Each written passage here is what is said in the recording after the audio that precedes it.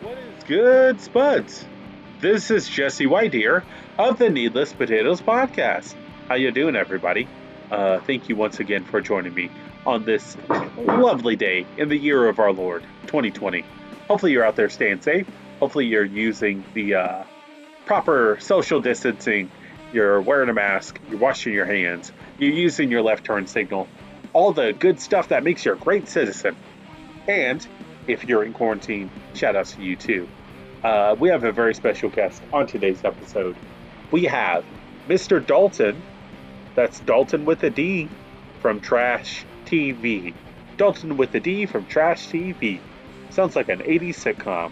But I assure you, it is no fantasy. It is reality. You can check out Trash TV on YouTube at your leisure, literally anytime. Just go over there right now after this podcast and plug in Trash TV on the YouTube. You can check out his episode over McGee and Me. You can check out his episode over Dark Shadows and the Iron Giant. Stay tuned to the social medias because he'll have more to come, I assure you. We have a great conversation. It's just an all around good time. And you should stick around for us in the next upcoming weeks because we got some great quality for you. We're not going anywhere. We're always here in the long run. But yeah, so if you're in the mood for another podcast, if you just love hearing my lovely voice, please check out the Spudplex podcast. That's a wrestling podcast. It's hosted by a good friend of mine, Dathan John. He and I sit down and we talk wrestling every week, or try to every week when we can. And yep, so I really hope you enjoy that. I hope you enjoy this episode, and I've enjoyed you and your company. Please stick around for the future endeavors. But yep, until that time, you guys have a great one. We'll see you next time and the time after that. Oh, I did forget. If I don't see you before then, have a Merry Christmas, Happy New Year, all the good stuff. Hopefully you get to spend it with the ones you love. And if not, hopefully you're able to conversate with them somehow. But you guys have a good one. And we love you, and we'll see you next time. Bye-bye. Hello, everybody. Welcome to another hopefully thrilling episode. It will be thrilling. Another thrilling episode of the Needless Potatoes podcast. I am your host, as always, the mighty Jesse White here. I am here with a special guest of mine, good old pal of mine, Dalton from Trash TV on the YouTube. Hello, how are you? How are the people? How are the peoples? Hopefully they're good. I think they're good. They Yeah, I might guess be entertained. I don't know. I hope so. I hope we're not too Hopefully, boring. yeah. Surely not. You're an interesting guy. I feel like I'm an interesting guy. Together, our powers combined. Kind of like a shitty Captain Planet. Were Captain you a Captain Planet. Planet? Yeah, were you a Captain Planet fan? I I was late to the game with Captain Planet, if I'm being honest. Okay. It was like I, it wasn't before my time, but I just for whatever reason like didn't know or hear about it. I don't know. I was definitely late to it. It wasn't on your radar. It wasn't, and surprisingly, like with so many like different I don't know. I guess I grew up very strict on like what I could watch, which is probably why I cling to so many things now. So like Hmm. for one, I didn't have cable growing up. I never had. I mean, I didn't really get cable until probably when I was in high school, and that was Hmm. and by that point, all the cool fun shows that everybody loved, like yeah, had passed on, and like new things had emerged, and then movies were we had to be real careful about what movies we were watching. So I guess when I did finally break out and like get to watch these things, like I would watch like all the tons of stuff from that was like real popular from all my friends back in the day. So obviously like a bunch of SpongeBob and Ed and Eddie and Fairly Odd Parents, but I also watched like a ton of like Zoom, Cyber Chase, Arthur, Clifford, Caillou. Those were I had a lot of those growing up as well. Just Wow. depended. Okay. That. I gotcha. Well, I think I'm from a different generation. I grew up with, of course, Sesame Street.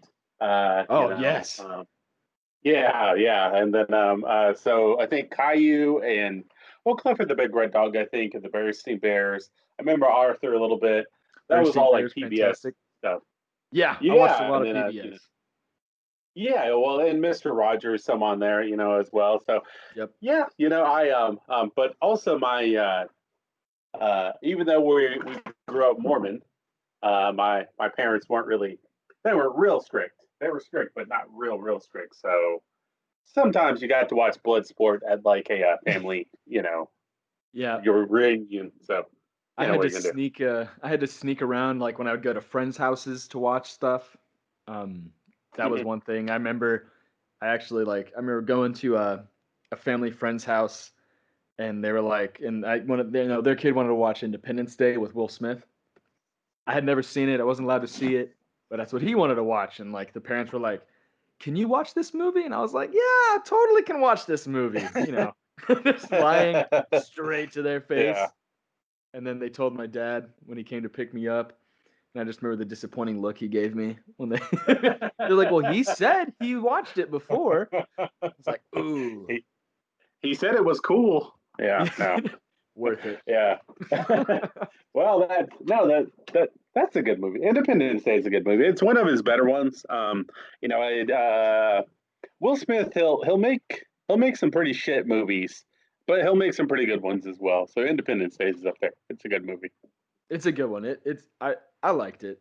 I really don't actually know if I've watched it again since that time. So like it's probably been like oh man, I don't even know. It's been a long time. It's probably been close to 20 years probably since I've watched that movie. Jesus. Okay. Well, did you? I guess you didn't watch the sequel. See, that's the thing is like the last few years is they've been doing sequels to like '90s movies and early 2000 movies, which I guess is okay, but I don't know. Does Top Gun need a sequel? I mean, no. No, it doesn't. Definitely. You know what really needs a sequel would be The Iron Giant. Does it? Okay, yeah. So we'll go ahead and jump into that. Enough of the BS. But yeah, so you host a TV show, not a TV show. I'm sorry, a YouTube channel called TrashTV.com. How did that name? How did Trash TV come to be, and how did that name come to be? So, that's a great question. Um so Trash TV basically came from a show called McGee and Me. And my first video, my original video, the first one I did was actually on this show, McGee and Me. And in one of the first few episodes, it's called Star in the Breaking. The main character Nicholas is watching a show on television called Trash TV, and that's kind of where that came from. I just stole it from this fake TV show inside of this real TV show. I was like, I'm taking this, thank you very much, and and it played into kind of like what I talk about because all the videos that I post about and that I do videos on all have to do with TV that I guess could be considered garbage or trash because it didn't do well in the box office. It was a box office flop. The budget was X amount of dollars and they didn't even break even. So, ergo, I guess it's trash, it's garbage, but I love it regardless. I love trash. You can throw a little Sesame Street reference in there now. Yeah, yeah, well, yeah, for sure. There you go. No, I've never seen McGee and Me. The So your video was the first time I had ever even heard about McGee and Me. Uh, for some reason, I thought McGee and Me was what was it? There was that. So when ET came out, there was so many rip-off alien movies, and I think that the movie that I'm thinking about, or the TV show that I'm thinking about, is Morton Me, or there's like this really ugly alien, and then there's kid from the suburbs, that type of situation. Yep. I thought it was that. That's what McGee and Me was, but it's not. Can you give us a little bit of history of what McGee and Me actually is?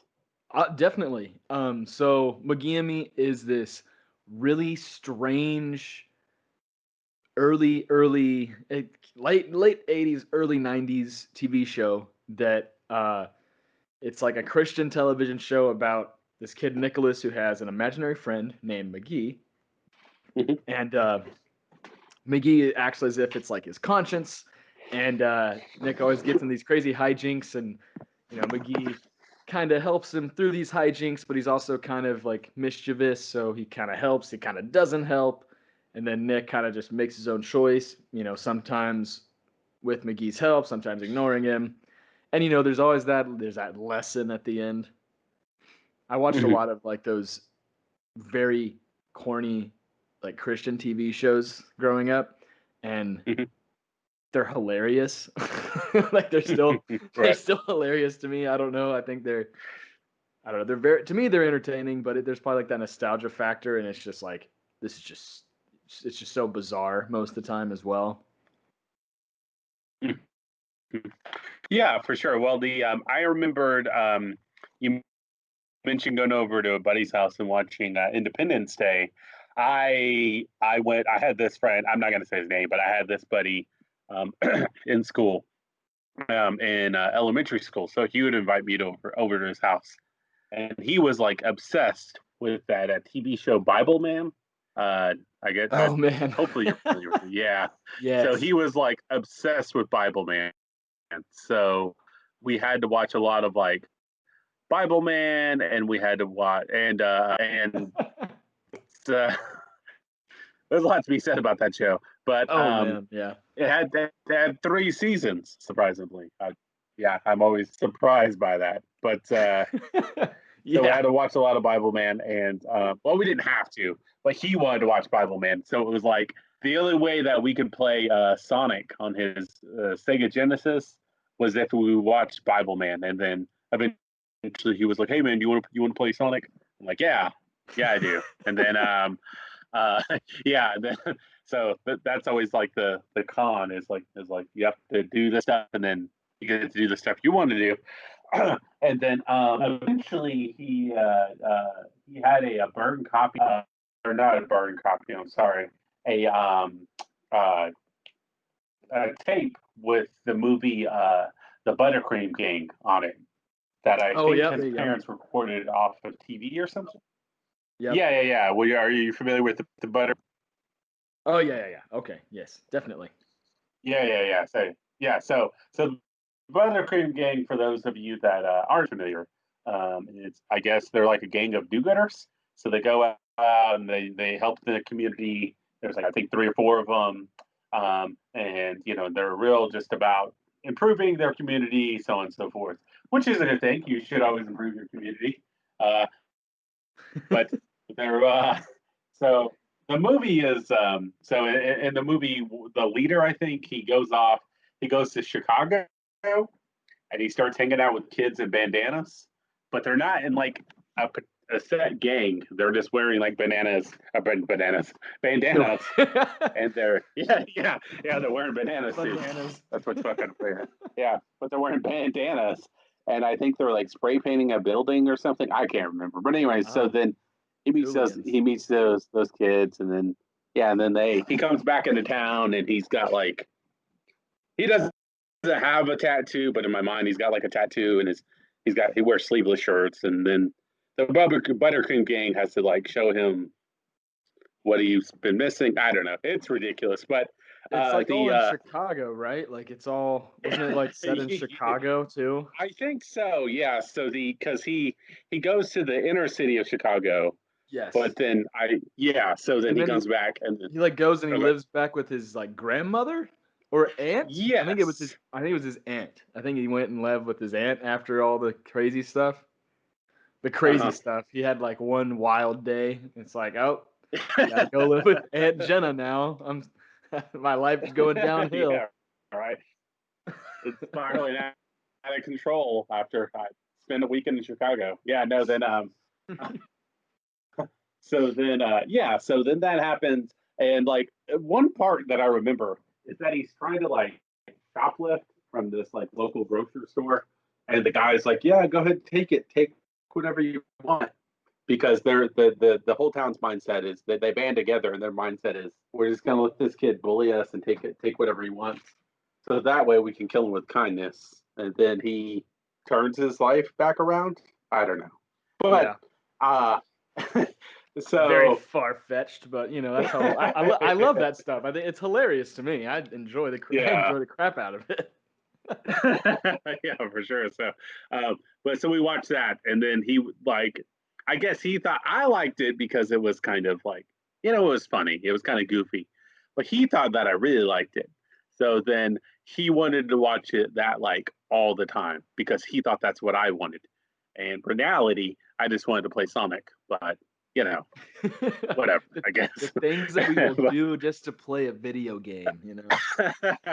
Yeah, for sure. The things that you'll do so you can I can't imagine like so many boyfriends out there, the things that they might do just so they can, hopefully get that PS5.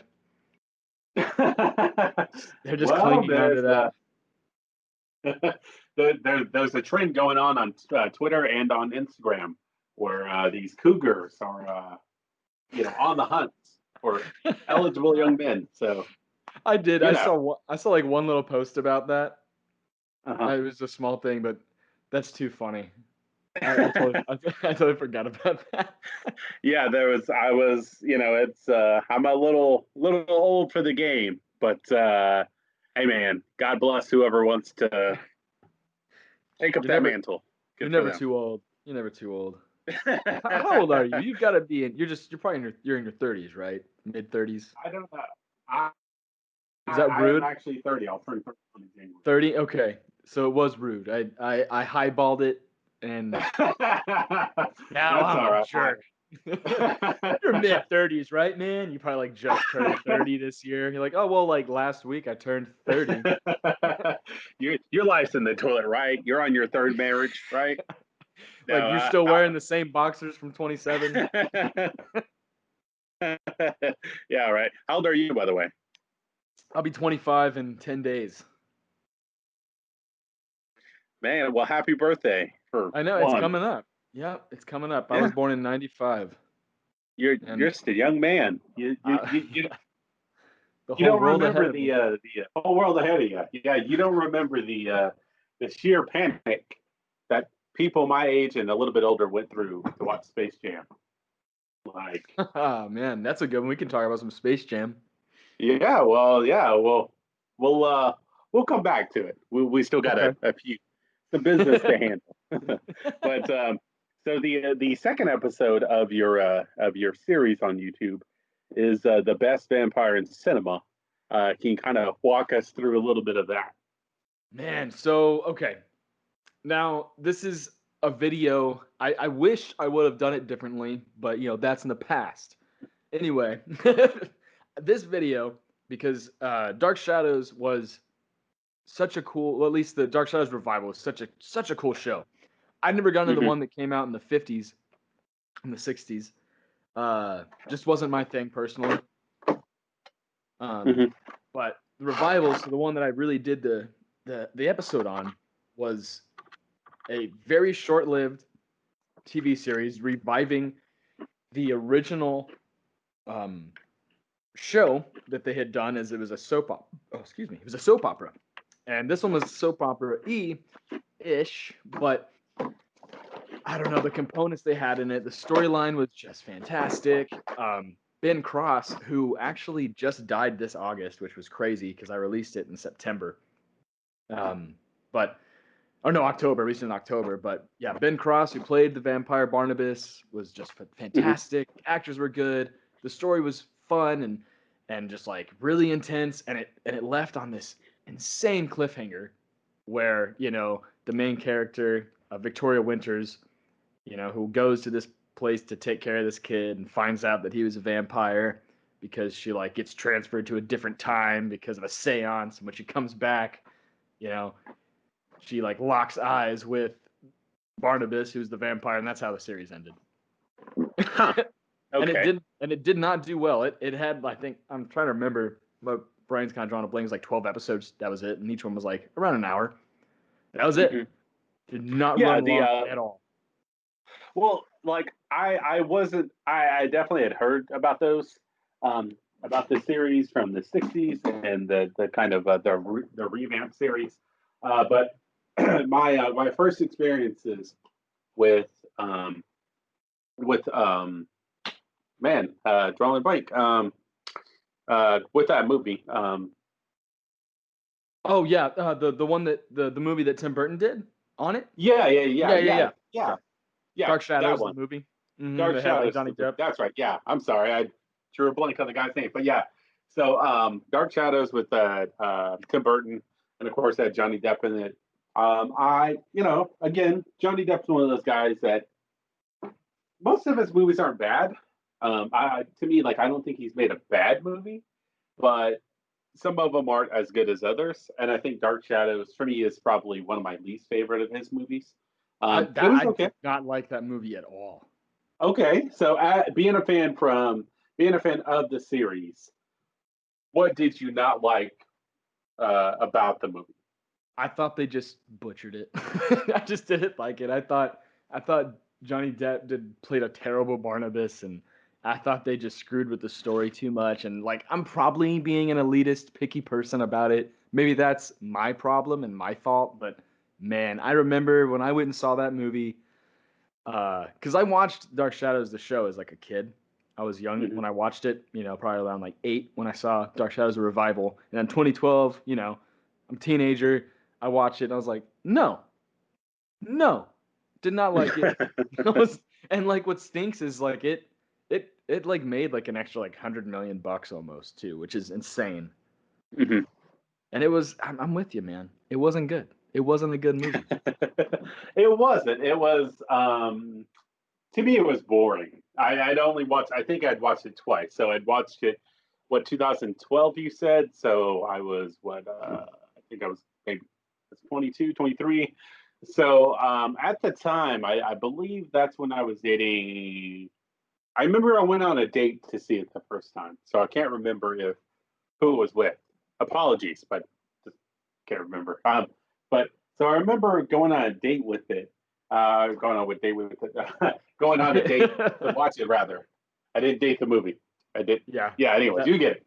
But it yeah. was it So was it was so good and then it was bad. I hated it. yeah, right. The so I was on this date and I was watching the movie and then I thought like I just kept thinking to myself, man, like I just really can't wait to go home and like sleep, really, because it was okay. I mean, it was, and then this I had watched it by myself this a second time. It still wasn't good because I think people whenever you witness something for the first time, maybe you're at a different place, maybe you're a little bit younger, maybe you just don't appreciate it the first time around. And this has definitely happened to me, and maybe it's happened to you, where I watched something and I didn't like it, and then the second time I watched it, I love it. Or the first time I watched it, I thought, man, that's amazing, that's awesome. And then I watch it a second or third time, and then it kind of wears off. You know what I mean? So I thought that's what it was going to be for the movie. And I thought I was going to love it the second time, but I didn't. It just same thing as like it felt rush. It just this wasn't good. So You're better than me because I didn't even go back to watch it. I didn't like it that much. I never saw it after I saw it in theaters because I was excited. Oh my gosh, uh, they made a movie about it. And then I yeah, went and watched it. I never gave it another chance. And like I'm like again, maybe it's my problem. Maybe I'm just being too picky. But at least we can agree that it was 2 thumbs down for sure.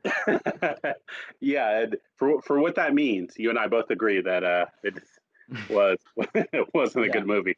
No, yeah. But so the so the entire episode of your that you had posted is just kind of a summary of the show and kind of Dark Shadows in general, correct? Yeah, it was I spoke very little on like why it wasn't successful the main reason that show wasn't successful, from what people have said, was like when the first episode did great, but like it aired very closely to the Gulf War, aka Desert Storm, which was like getting televised and like so much I guess coverage is the word. There we go. Coverage. It was getting a lot of coverage. And so pretty much everybody blamed that. That's like what the blame was towards. It was like all of this coverage on, the Gulf War took away from it, and, views and ratings just started going down from there, basically, because it did great. Like the first two episodes were like super high ratings. Gulf War started going down, and they just continuously went down as like the episodes went on, and the episodes just got better. And it was just really bizarre and wild that like, the first two fantastic, everything else nope, like it wasn't getting worse, it was just getting more entertaining. And I didn't really elaborate on that, which I really should have, but you start out making first two videos, you learn a lot of things, you learn from your mistakes, etc. Oh, for sure. Yeah. Once again, thank you, Saddam, for ruining Dark Shadows over there. Oh, there we go. We can blame him for that too. Yeah, there you go. I can just blame him for it. No, but thanks, George Bush. Yeah. Thanks, Bush. Thanks, Saddam. Yeah, yeah, but so I guess Johnny Depp doesn't have that luxury as to why well, I guess it commercially did well, but critically, at least according to us, it didn't do well. So Johnny Depp, you don't have Saddam or George Bush to blame for that one. I guess you could. I mean, we could remake some of the worst movies ever and have Tim Burton direct it and Johnny Depp star in it, and I think we might have a successful movie anyway, even though whatever it might be doing it there's not good. Well, there's that certain magic with directors and actors and actresses. You see a lot with M. Night Shyamalan and Bruce Willis. For whatever reason, they're kind of a kooky pair. They kind of go well together. I was a lot of people dump on M. Night Shyamalan's movies. I actually like most of his. I was a huge fan of that of like Glass and then Unbreakable and Split. I really enjoyed all three of those movies. I thought M. Night, he did, in my personal opinion, he did a great job with all of them. And Bruce Willis did fantastic in all three movies. Well, he was in the Unbreakable and Glass, but I thought he did really good. Are you a fan of M. Night Shyamalan? And what is your favorite director if it's not M. Night Shyamalan? M. Night Shyamalan. Give me a second because, yes, okay. I was like, yeah. So M. Night Shyamalan, that's the guy that did Sixth Sense, right? That's the same guy? Mm-hmm. Okay. He's not my favorite director, but okay. I think he has done some awesome stuff. And he's got a really wide range of all like the movies that he's done. There actually will be a future video on one of his movies. It'll be, I don't know if you ever saw his movie. It was called Wide Awake. Came out in 1998. Yeah, it's one of his first ones, I believe. Yes. So I love that movie. Another movie that did not do well, unfortunately. But I'm really glad you brought him up because that is going to be an episode at some point. It was like a $6 million movie and it only broke like 300,000. That was it. So it lost like over $5 million.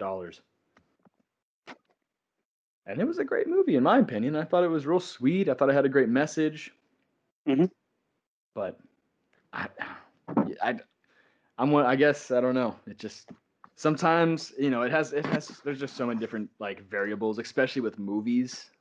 For things not doing well or doing poorly. You've got like, it depends on like, okay, when did the movie, when did it get released? What time of year did it get released? Okay, and then, all right, what else was playing alongside of it? Like, what was something released within like 5 days like before or after it that was like, basically did Disney release anything 5 days before or after that movie? Because if it did, it's gonna like bomb basically. Because now I love Disney. I'm not like I'm not crapping on Disney, but that just like is a big trend. You'll look at movies that did bad, and like sometimes you just have to look at like what was playing at the same time. Mm-hmm. And most times like there's a big Disney movie that came out very closely to that movie, and it's this kind of good childhood movies that we all love that didn't do well, and then alongside of it, something else was released usually by Disney, and it just gets overshadowed basically, Mm-hmm. and it just takes a nosedive, which stinks. I wonder. Let's see what was in the box office during that movie. I'm curious. Okay. Doing a little bit of research. That's fine. No, but while you're doing that, some of his other movies that I liked, aside from the Unbreakable trilogy, of course, The Sixth Sense, Signs was good. He did Village, Signs, yeah. did the yeah, did The Visit, Mm-hmm. The Lady in the Water, and then Devil, and then he actually did a She's All That as well. So kind of a wide range of movies there, but for the most Yeah. part, his they're not bad. So not too terrible. But Let's see. yeah, oh, okay, good. I want to see. So if we look at Box Office Mojo, we can. Hmm. So it came out. It was March of '98 was when Wide Awake came out. Hmm. So I'm trying to see if I can find. Oh, I think the. Let's see.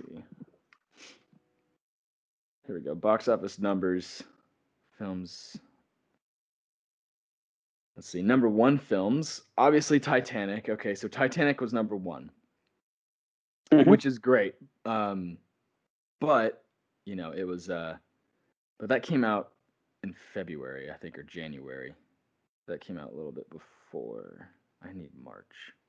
Something else, like kind of like the same director, just because just someone else like has like a big wide range, in my opinion, would be like Sam Raimi. Hmm. He's got Oh like yeah, for sure. he's got like the Spider-Man movies and then Evil Dead. And Yeah, that alone. What? yeah. I mean, both really good franchises. What was your favorite of the three Spider-Mans that he did? Mine personally, was probably Spider-Man 2. I uh I really Okay. enjoyed that one. I'm a huge Spider-Man fan. I've been reading the comics since I was like super young. I started reading the Ultimate Spider-Man comics. Um, oh man, I can't even. It was I was still in elementary school when I started reading the Ultimate Spider-Man. So Spider-Man's just always been a big part of me. I'd give you like the tour of my apartment with all my Spider-Man memorabilia if I could. Uh, but you're not here, so Hey, definitely. Oh, well, yeah. Well, yeah. But next time now. Yeah, maybe next time. But Yeah. yeah, The I loved the second one. Yeah, I'm a fan of those three. I think it was the third one is it's probably the weakest, but kind of for it's just a good movie. And I appreciate all three. I thought Tobey Maguire did a really good job. He did a good balance because he did a good job of being both Spider-Man and Peter Parker. I felt like, whereas like He Andrew did. Garfield, he was a better Spider-Man than he was a Peter Parker, Yep. and then Tom Holland, he's doing like to me he seems more of well, I take that back. Tobey Maguire was a little bit more stronger leaning towards Peter Parker, but he did a better job playing Spider-Man than Andrew Garfield. Or no, I'm sorry, Peter Parker than Andrew Garfield, and then vice versa. Whereas Tom Holland, I think he's right there in the middle. And Yep. yeah, so and one thing that I appreciate about Tom Holland's Spider-Man is that he approaches the character with an accent, with a Brooklyn accent. Whereas Tobey Mm-hmm. Maguire and Andrew Garfield, they didn't bother doing that. Oh And no. Yep. yeah, I'm definitely looking forward to seeing, um, what Tom Holland can bring more to the character. He, yeah, I mean, I'm a fan there. Actually, I was a big fan of that Spider-Man the animated series back in the '90s, which was amazing. I thought it was still great. The animated series was fantastic. Yes, I did watch a lot of that. You Mhm. can't go. I'm with you. Oh, You for can't go sure. wrong there. Um, Yeah, definitely, man. The on that, but that go ahead. I was gonna say on but on just on Spider-Man 3, because that you said that one was your favorite. I have a really strong feeling that like let's let's give it like a few more years, for like other Spider-Mans that come out and stuff. But I just think that the third movie is gonna end up with like a major cult following at some point because it is You're just right. so different from any other Spider-Man that was made. It is pretty hilarious at a lot of points in the film. It, like you said, it Hmm. is a good movie. Like, did it piss off Spider-Man fans? Yes. It wasn't Sam Raimi's fault. That was all Hmm. like Sony and Paramount Pictures kind of being like, but like, what about him being emo and like, and then he has like a different love interest, and they just really kind of threw so many loopholes his way, and he kind of was like, Hmm. oh, well, they're making me do it. But it's gonna have a cult following at some point. I feel it. Feel it in the bones. Oh, for sure. No, the and Sam Raimi, he had also directed, I think, what was it, Time Cop. He directed Don't Breathe. And then, like you said, the Evil Dead franchises. Oh, also he did Darkman, the Darkman trilogy, and then I think Drag Me to Hell, right? Yeah, Yeah, Drag Me he to did. Hell, and then Yep, he he did, did. yeah, and then and then he did which possibly is one of my favorite movies, a hidden gem, if you will. Maniac Copy was amazing. For those of you who have not got a chance to see it, I highly recommend Maniac Cop. I cannot recommend that Ma- enough. Maniac Cop. I have never. Yeah, Maniac Cop. It has oh man, gonna forget. I'm gonna forget this man's name. It has uh Bruce Campbell. That's I'm sorry, I spaced on his name. Has Bruce Campbell in it, and it's yeah. It's so without giving away the story, basically a police officer, he dies in the line of duty, and then comes back, and he's, you don't know if he's possessed or just crazy, but he comes back as a serial killer, and it is amazing because he has a cartoon like giant jaw, and he just like his face looks like it's always swollen, but that's just his actual face, his real life face, no prosthetics, nothing. He just has a giant jaw, and he murders people, and Bruce Campbell's in it, and it's uh it's a good one.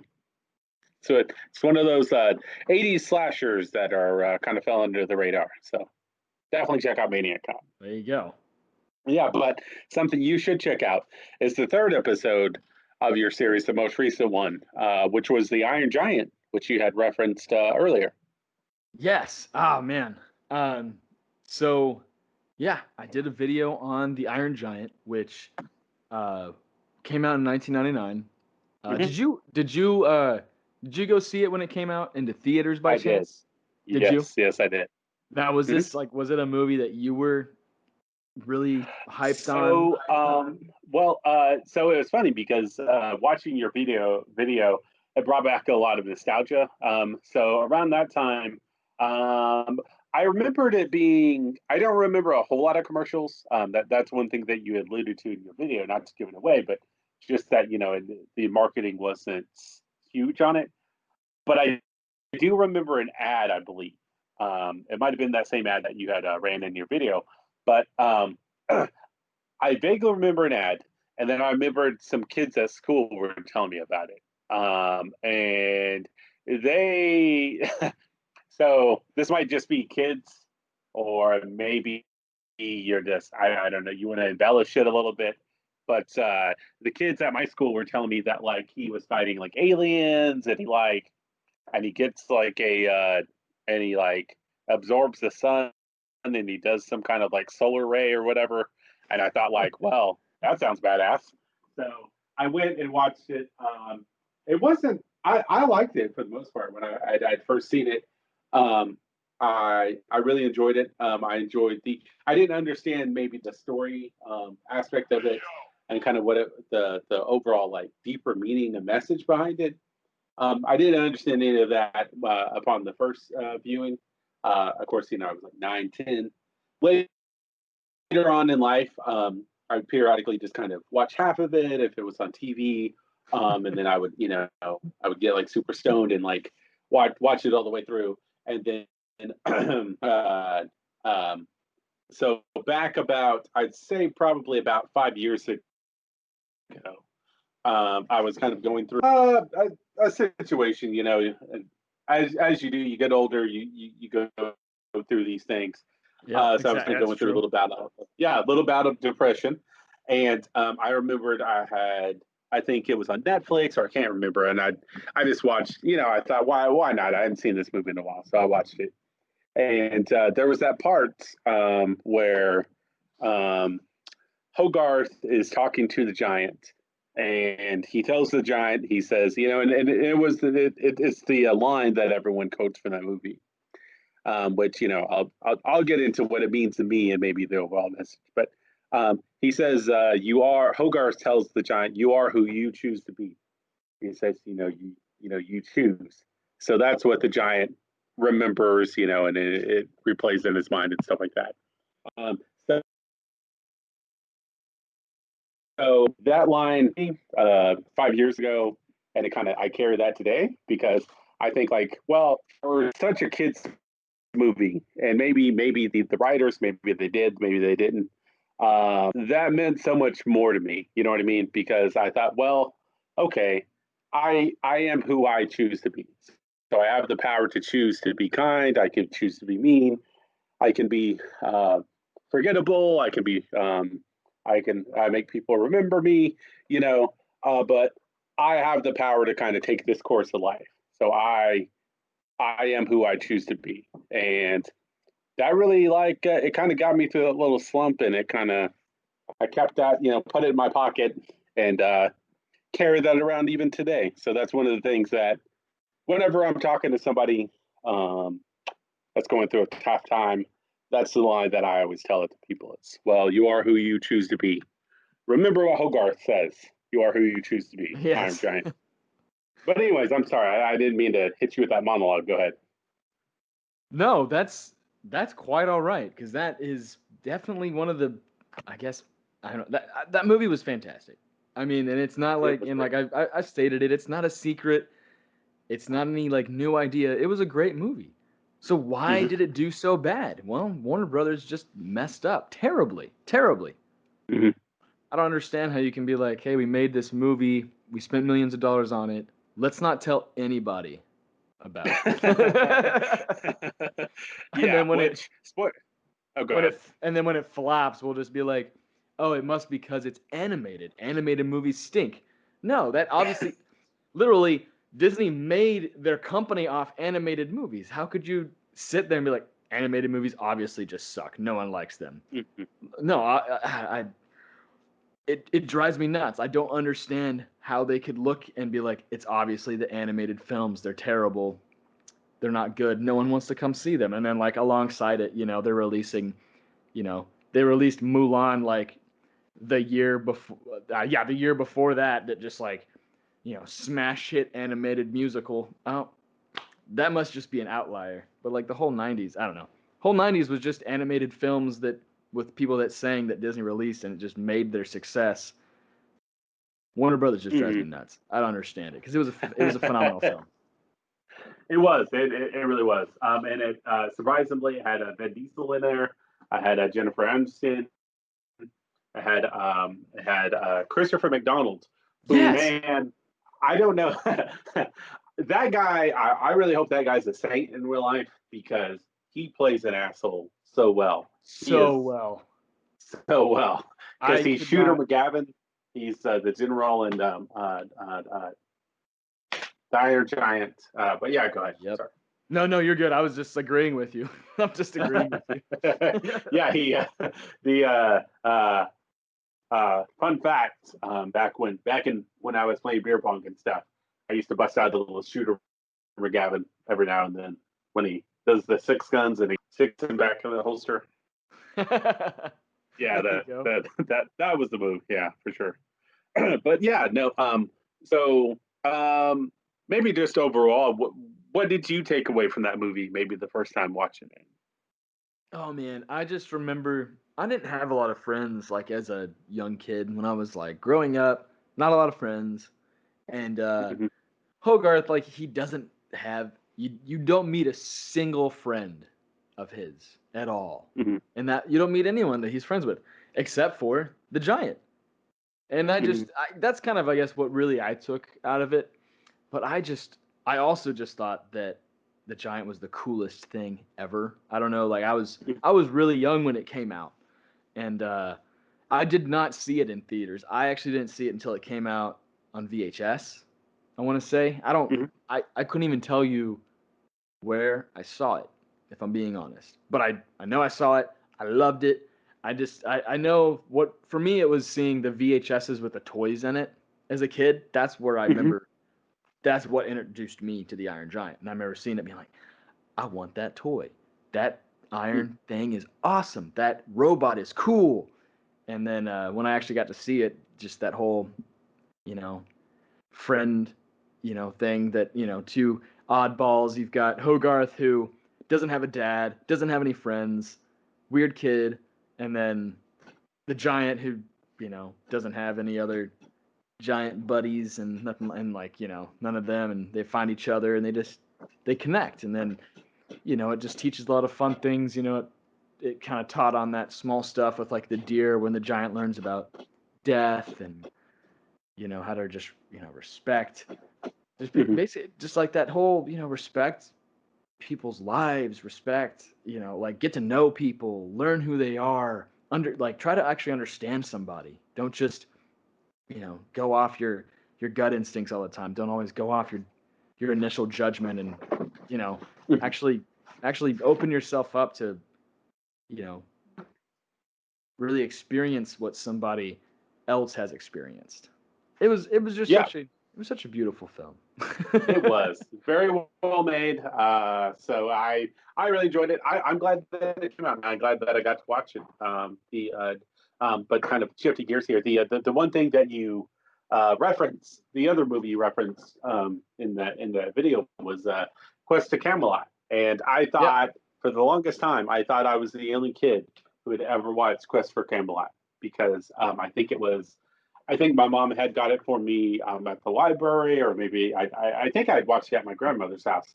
Actually, the same house that I'm standing in right now is my grandmother's house. But I remembered, I think she had rented it for me. I can't remember, but I remember watching it in this house, and I thought it was great. That movie is fantastic. It's got Carrie Ells from Robin Hood Men in Tights, and he's also in Yep. Twister. It has Gary Oldman, Celine Dion. I mean, I think it has Don Rickles in it. It's got Pierce Brosnan in it. I mean, I really love that movie. Hidden Gem, definitely. And it was also made by Warner Brothers. It was. Um, Sorry, I just swallowed water no, you're okay. improperly. I still haven't No, learned how to drink things. you're not like Donald Trump, right? Like hold that with both hands and then drink it with baby steps. No, it was one-handed and still very poorly done. But Okay. it was done by Warner Brothers. And Uh-huh. have you revisited the film anytime It's recently? it's been about I'd say probably about 6 years the last time I've seen Okay, rewatch it it. because and like I love to analyze things a lot. Hmm. Because I too I liked Quest for Camelot, but if you watch it, the animation is so minimal. It's Hmm. extremely minimal. because anything in the background, just like look at the background animation. If it's not moving, it's extremely minimal. Now, Warner Brothers is not the only people to do that. Like after the Disney Renaissance with like all those films, like The Little Mermaid, Aladdin, not Sleeping Beauty. I'm sorry, Beauty and the Beast. Those films. After those released, they did a lot of those straight to VHS releases, like they did like Aladdin, Return of Jafar, and Fox and the Hound 2. They did all these like VHS releases only, and the animation again, you can watch how bad the corners are cut if you really like you have to like really look at it because it's things like kids wouldn't notice, and even us as adults, unless we're looking for it, like we don't see it, we don't notice it. But Quest for Camelot had that same issue, and they really stepped up their game with animation in that next year for Iron Giant. But the next video is actually going to be on Quest for Camelot. I haven't said that yet. That's actually the next video. Oh, very cool. Are you going to interview Urkel, Jaleel White, for his? That'd be so cool. It's always weird to me whenever I think of these obscure movies from my childhood, and you realize that like Urkel, Pierce Brosnan, Gary Oldman, they were all in a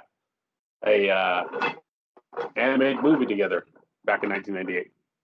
Yeah, it's nuts. They had like that's like such a great voice cast. That's an incredible voice cast. Like, and like part of it, and like it had great songs. The songs were fantastic. It was a good musical. Like Warner Brothers, trying to think, like they really didn't do too many other musicals around this time. Well, no, that's not true. They had Cats Don't Dance and the Tom and Jerry the movie, but both those were musicals as well. Those were fantastic musicals, though. Oh, for sure. No, it's I think one of the songs, and I'm trying to think, what was that song called? The Prayer. That's what it was called. That had one, I believe, won a Golden Globe or maybe an Academy Award or something. Oh, really? Yeah. Do you remember the Prayer? It was Celine Dion. That's her name.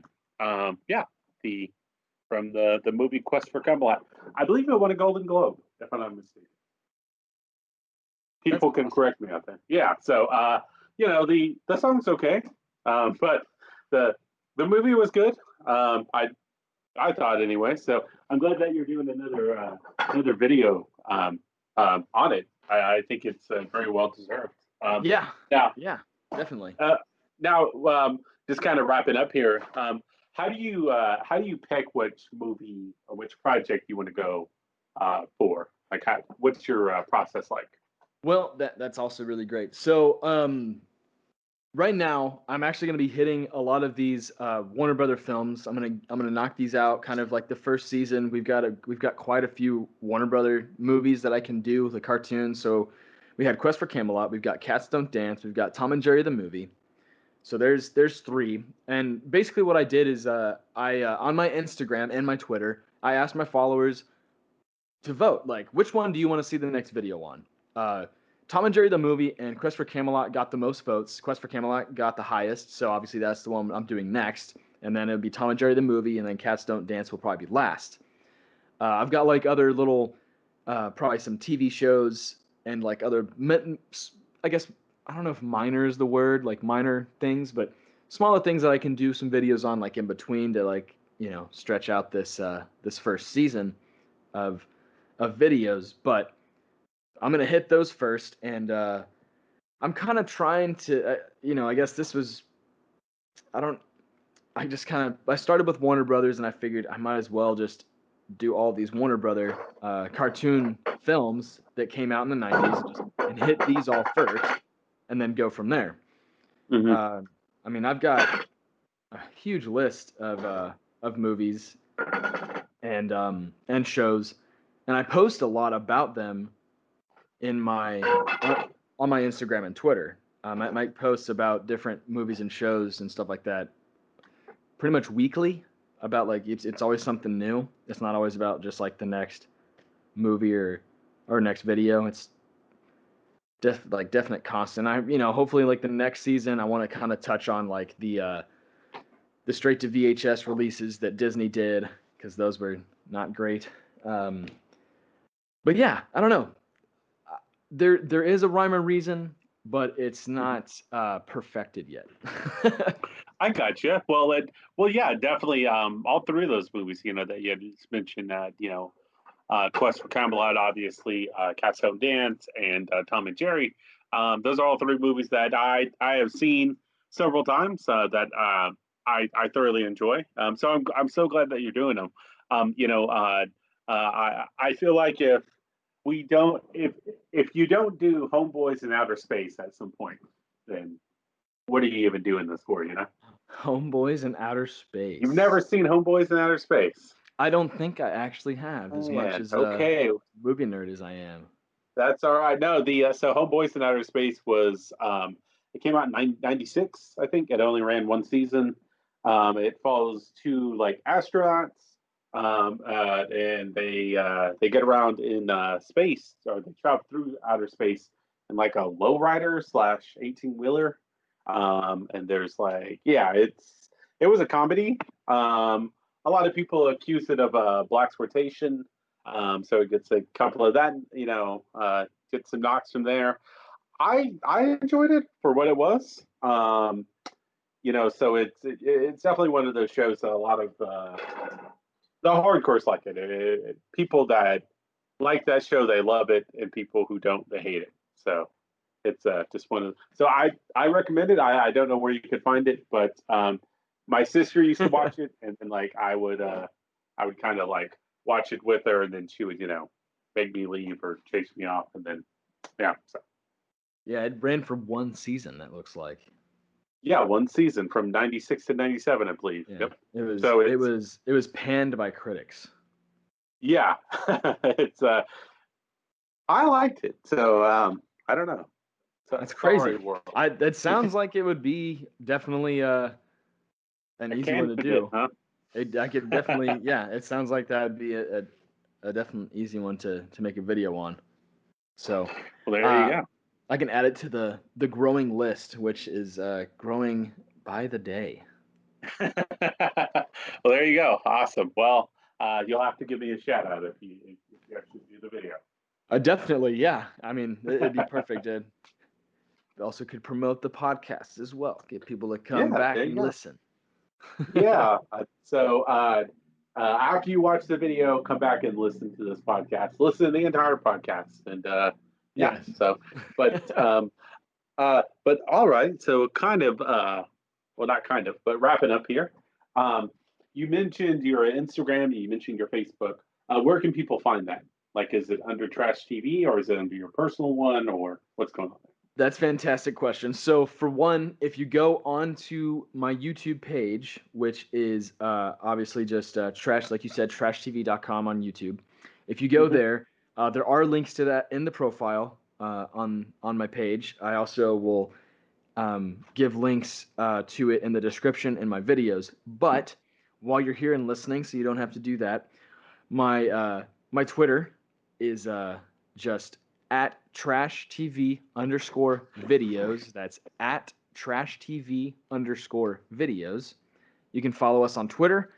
We post, like I said, about weekly, and it's not just about the next upcoming video. We post about all kinds of fun stuff, different TV shows, different movies about them, and a lot of them will soon be featured on the channel. And then, of course, we have the Instagram, which the Instagram page is at trash.tv.videos. That's at trash.tv.videos. And you can follow us on either Twitter or Instagram or both if you're cool. And yeah, like our stuff. We post a lot. There's some cool things. I actually just posted about Scott Pilgrim today because that was a box office flop as well. They lost like $38 million on that movie. Yeah, the Brie Larson was in that movie. Yep. Yep. Yeah, And Michael Cera and Macaulay Culkin's brother. So many great people. yeah, for sure. I hope that one of my brothers gets so famous that I'm just known as like Jameson's brother or Quanah's brother. I can't. Do you know his? I can't remember his name. I can't. I can't. I can't either. That's kind of like they say Beyonce has a sister, and I'm like, okay, Yeah. Cool. I believe it. Yeah. Okay. Yeah, Right but right.